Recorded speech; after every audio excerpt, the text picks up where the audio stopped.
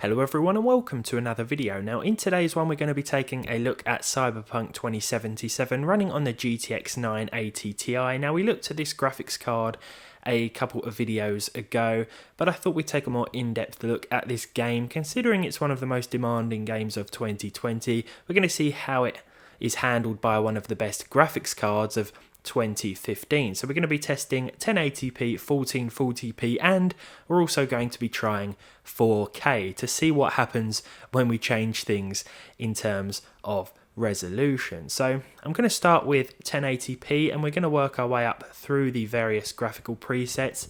Now every time I changed the graphical preset in game, I also changed the crowd density and texture resolution. To change the textures we had to jump back out to the main menu, but everything here first of all is set to 1080p, the preset is set to low, the crowd density is set to low, and of course the texture quality is set to low. Now this is certainly the best way to play if you're aiming for 60 frames per second with this graphics card. That wasn't the best start there.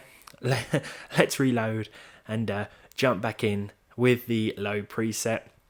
So as I was saying, the best way to play for 60 FPS is definitely 1080p or below with the low preset here. This gives us a fairly decent plus 60 FPS average, though bear in mind that as we venture deeper into Night City, there will be some drops and hiccups here and there, but I think considering the graphics card, considering its age, it still holds up pretty well, especially when you think about just how demanding Cyberpunk still is.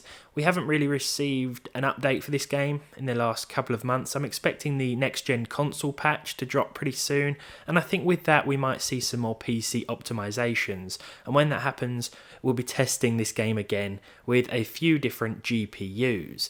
Let's move on to medium.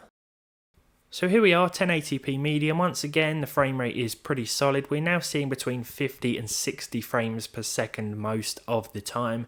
There will, of course, be a few more dips now with this preset as opposed to low. Look at the temperature of the card.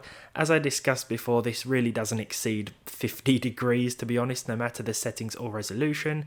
Here we are with the medium preset then, the medium crowd density and medium texture resolution. Once again at native 1920 by 1080. When we move to the high settings a little later on, I'll probably turn the motion blur off because it does get a bit much, at least in terms of my personal preferences. But for now, at medium, the game looks pretty good and it still performs pretty well too.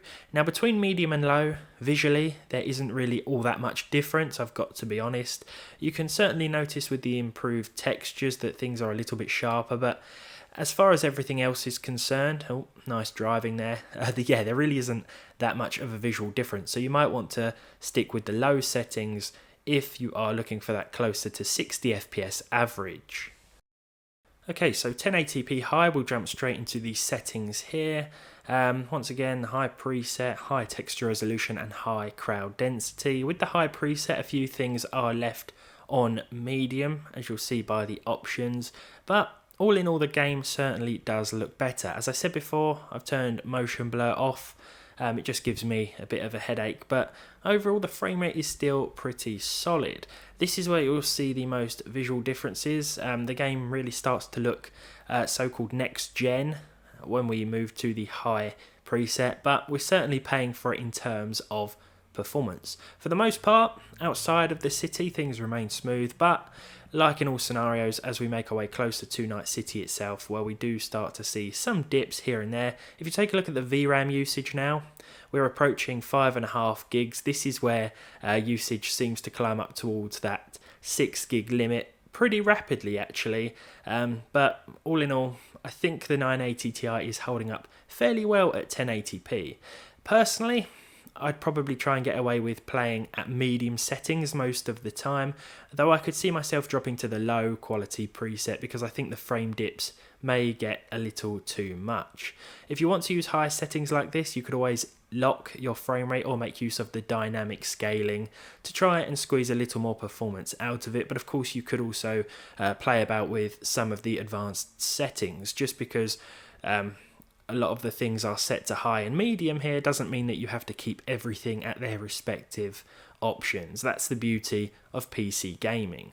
Yeah, overall though, 1080p, low, medium or high, it's going to be fine, especially if you don't mind 30 FPS plus. Okay, so 1440p now, back to the low preset here. I'll just jump into the settings once again to show you that we are indeed running at low. Crowd density and textures are again on low.